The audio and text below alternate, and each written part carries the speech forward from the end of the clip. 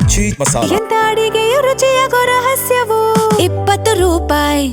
ಬೆಂಗಳೂರಿನಿಂದ ದೆಹಲಿಗೆ ಪ್ರಯಾಣ ಬೆಳೆಸಿದ್ದಾರೆ ಕೇಂದ್ರ ಸಚಿವ ಎಚ್.ಡಿ. ಕುಮಾರಸ್ವಾಮಿ. 7 ಗಂಟೆಯ ವಿಮಾನದಲ್ಲಿ ಎಚ್.ಡಿ.ಕೆ ದೆಹಲಿಗೆ ಪ್ರಯಾಣ ಬೆಳೆಸಿದ್ದಾರೆ.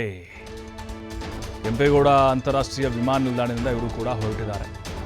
ಬಟ್ ಒಂದು ಕುತೂಹಲ ಇರೋದು, ಅವ್ರು ಹೋಗೋದೇನು ಹೊಸದಲ್ಲ, ಅದೇನು ದೊಡ್ಡ ಸುದ್ದಿ ಅಲ್ಲ. ಆದರೆ ಡಿ.ಕೆ. ಶಿವಕುಮಾರ್, ಕುಮಾರಸ್ವಾಮಿಯವರು ಒಂದೇ ಫ್ಲೈಟಲ್ಲಿ ಹೋಗ್ತಿರೋದು ಅದು ದೊಡ್ಡ ಸುದ್ದಿ.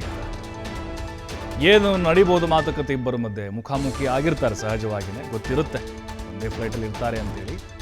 ಆದರೆ ಮುಖಾಮುಖಿಯಾಗಿ ಚರ್ಚೆ ಮಾಡ್ತಾರೆ ಅನ್ನೋದು ಕುತೂಹಲ. ಈಗ ಒಂದೇ ಫ್ಲೈಟಲ್ಲಿ ಬೇರೆ ಹೋಗ್ತಾ ಇದ್ದಾರೆ, ಒಂದೇ ಸಮಯ ಬೇರೆ, ಒಂದೇ ದಾರಿ.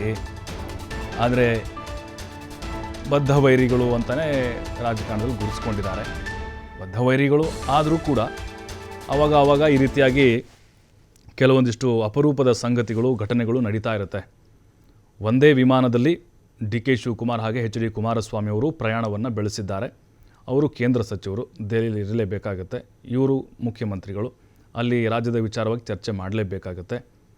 ಬಟ್ ಏನು ಇವರಿಬ್ಬರ ಮಧ್ಯೆ ಮುಖಾಮುಖಿ ಆದರೆ ಏನು ಮಾತುಕತೆ ನಡೀಬಹುದು? ಸಹಜವಾಗಿಯೇ ಉತ್ತಮವಾದಂಥ ಸ್ನೇಹಿತರೆ ರಾಜಕೀಯದಲ್ಲಿ. ಆದರೆ ಅವರಿಬ್ಬರ ಮಧ್ಯೆ ಏನು ಮಾತುಕತೆ ನಡೀಬೋದು? ಕುಮಾರಸ್ವಾಮಿಯವರು ಮತ್ತು ಡಿ.ಕೆ. ಶಿವಕುಮಾರ್ ಅವರು ನೋಡ್ತಾ ಇದ್ದೀವಿ.